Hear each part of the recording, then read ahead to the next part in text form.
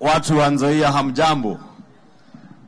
Asante Bwana Spika, mimi sina mengi ila tu kushukuru kwa ile hatua Mheshimiwa Rais umechukua, na unakumbuka wakati ulituongoza na ukaleta mswada kwa bunge ya kufutilia mbali madeni yote ya sugar factory zote ikiwemo hii Nzoia.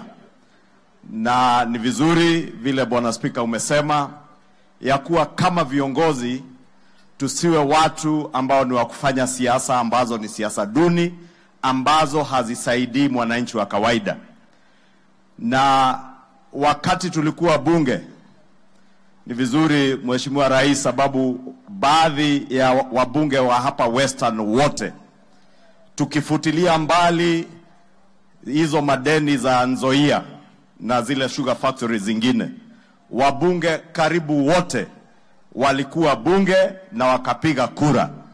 Lakini nimeshangaa ndugu yangu Jack Wamboka, ile siku ya kupiga kura hapa ameongea vizuri sana, mambo yanagusia mkulima, lakini mahali ilifaa Mheshimiwa Wamboka uongee, utetee wa bunge wakulima na utetee wafanyikazi, utetee factory ya Nzoia ifutiliwe mbali.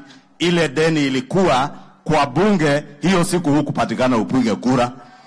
Kwa hivyo siku nyingine usiongee tu kwa hafla ya siasa. Ukitaka kufanya siasa pia kwa bunge, fanya ile kazi wananchi wa Bumula walikupigia kura, uje ufanye, uwafutilie mbali madeni zao. Hiyo ndio itanufaa hawa wananchi, au sio watu wa Nzoia? Na ile yote viongozi wengine wamesema, najua Rais sababu walisema bilioni 50 karibu na 4 ifutiliwe mbali ya Nzoia, anawajali, anajua matatizo yenyu na ako na suluhu ambazo zitasaidia. Lakini Rais, ile umeuliza kama miwa wanakulima wanaleta inasiagwa na inauzwa, haiko kwa store sukari, iko shida mahali, na hiyo shida ya management lazima itatuliwe vile Mheshimiwa Dan Wanyama amesema. Na kama ni kutatua, ikibidi ufanye ile mambo tatu ya wakora wenye wanasiaga miwa, wanauza na hawalipi wakulima, hawalipi wafanyikazi, fanya hiyo mambo tatu Rais. Asante, Mungu awabariki.